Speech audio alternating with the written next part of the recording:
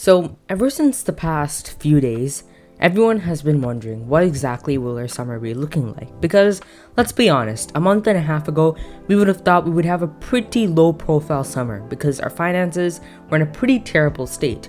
But since we've gotten two economic levers activated, the question does come up. What will our summer be looking like? Will we have a certain amount of money to spend? Will XAVI have freedom to go and choose several players to sign? And who will really be the main targets? So let's take a look at all of that right now in terms of Barcelona's summer. So the first thing that we have to look at is what will the transfer budget be? Well, certain reports are claiming that our budget will be anywhere between 100 to up to 200 million, which is a lot of money even if Barcelona wasn't in this financial mess. Now, the question is this going to be net spend or is it just going to be normal spend? Because, for example, if you sell Frankie de Jong for around 80 million euros, then that money could be used and that's how we would get the 200 million budget. But if it is without the net spend, that is a crazy amount of money to spend in one summer. And we have to be very careful in this situation because, as we know, in that whole Bartomeu era, in the Sandro Rosell era, we were in a situation where we spent a lot of crazy money since we had the opportunity to spend. We are one of the highest spenders in Europe over the past decade, up there with the likes of United, PSG, and Man City. So it is definitely going to be a situation where we have to use our money wisely. Now, the important thing that we have to note is the main places Barcelona want to target this summer. So Gerard Romero, who we all know now is a pretty reputable journalist, although he does come up with some pretty crazy claims, he has actually said a lot about this whole entire issue. So a few days ago, when he was asked about the situation, he said that they're very much looking at Bernardo Silva as a possible solution for their problems if Frankie de Jong does end up leaving. Fabrizio Romano actually confirmed this. The other news that he said was, in terms of the Lewandowski situation, Barcelona want to reach a maximum of 40 million as the limit for signing this player. But since we have more money, Bayern would want to, of course, have Barcelona pay more money, which I really hope we don't do, because as good as he is and as great of a player as he is, we cannot be spending crazy money on him because he is a player that is still going to turn 34 this summer. So it's a crazy amount of money. If it's 40-50 million, that we should not be spending. So let's just hope Barcelona have a limit in that sense.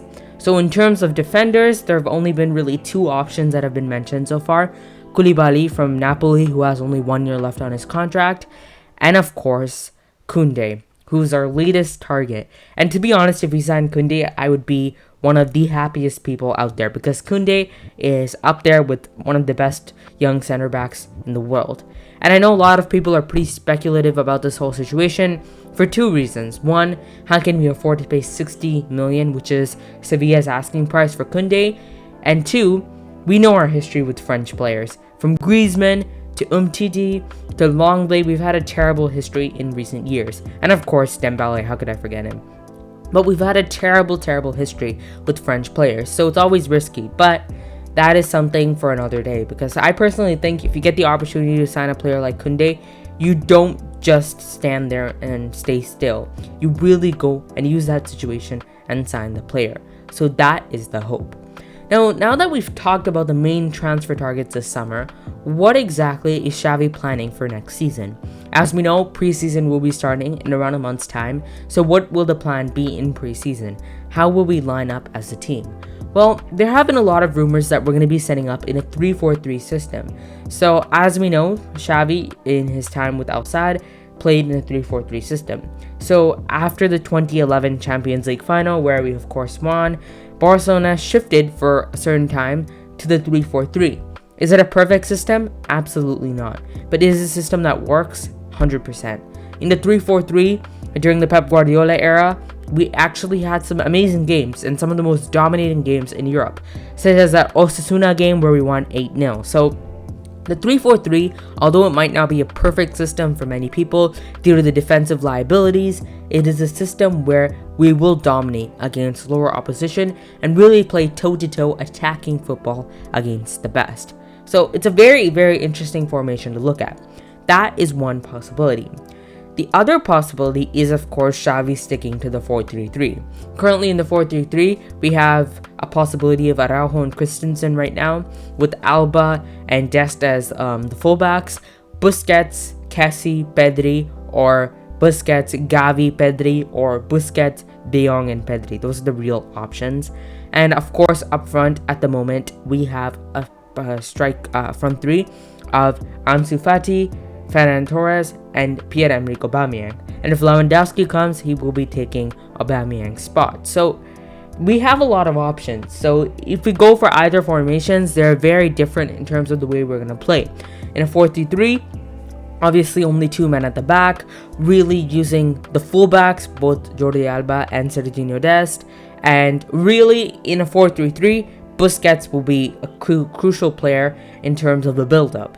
In a 3-4-3, that would be different because we cannot replace Busquets. We all know that as culers. We cannot replace him. He is really one of the most special players in our history just because how unique his style of play is. Really, the only player that could, if we were to go to the past, is Pep Guardiola. But even Pep Guardiola is different from Sergio Busquets. So it's a very difficult role for us to replace. So 3-4-3 would be the best solution in long term. We can play a double pivot with Kessie and Frankie de Jong. That would be amazing. Or we can, of course, have Pedri and Kessie as the two central midfielders. So that is the current solution. Obviously, in that system, we won't be actually using wing backs. We would instead be using wide midfielders. So players like Jordi Alba and Serginho Dest may not have the same influence, and we can go for interiors with players like Pedri. So this is really what we have at the moment. We don't know what Xavi is actually trying. A lot of rumors have been coming around, but so far it is seeming like it's either the 4-3-3 or the 3-4-3 for Xavi next season. So now that we know all this, what do you guys want to see as the lineup for next season? Because personally, if we do end up getting Lewandowski and Koundé, my lineup would be as follows. I would want Ter Stegen in goal. I think he's still a great goalkeeper. He's been having a pretty terrible few seasons, but we can also say he's been having a pretty terrible defense. So I think Ter Stegen, we have to give him one more go and see how good of a goalkeeper he is. In terms of our defense, we have to have Koundé and Araujo if we end up signing Koundé, or we would have Koulibaly and Araujo if we sign Koulibaly.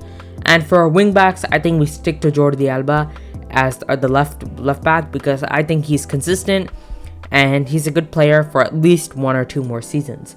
Right back is a different story because we obviously have a little bit of inconsistency there, but I still think Serginho Dest is probably the best option.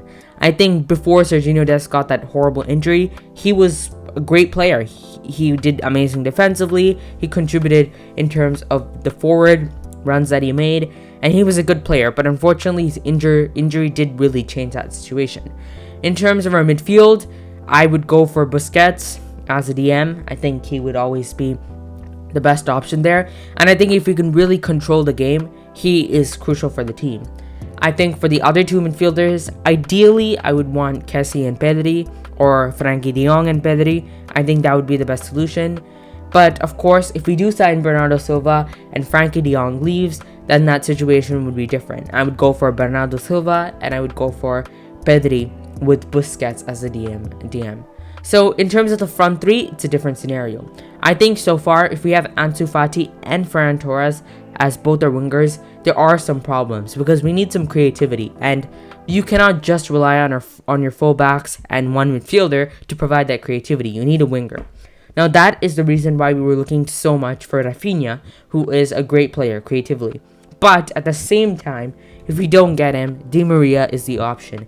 He's still being heavily linked with the move to Barcelona, and he would be a great player for Barcelona in the current situation. So in that case, it would be Di Maria, Ansu Fati, and up front, it would be Lewandowski.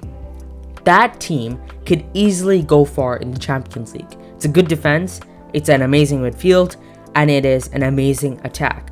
This is the solution for Barcelona because we cannot go out there, even after these economic levers, we cannot go out there and get the best players in their prime. Like, we cannot be going out there and getting a 27-year-old or 26-year-old. That is not our situation. But what we can do is go out there and get players who are still very good but a little bit older. Players such as Di Maria, players such as Lewandowski. This is the solution. I think Barcelona with this team could go very far in the Champions League, could go toe-to-toe with Real Madrid, but we have to do all of this in the summer. So this is going to be crucial. It's going to be crucial for Barcelona. It's a lot of signings. It's a lot to expect considering our financial situation, but we have to do it. And let's just hope that we do it. So thanks for watching this video, and make sure to like this if you did like this format. This is more of like a podcast style format, and we could do more of these in the future. So thanks again, and catch you in the next one.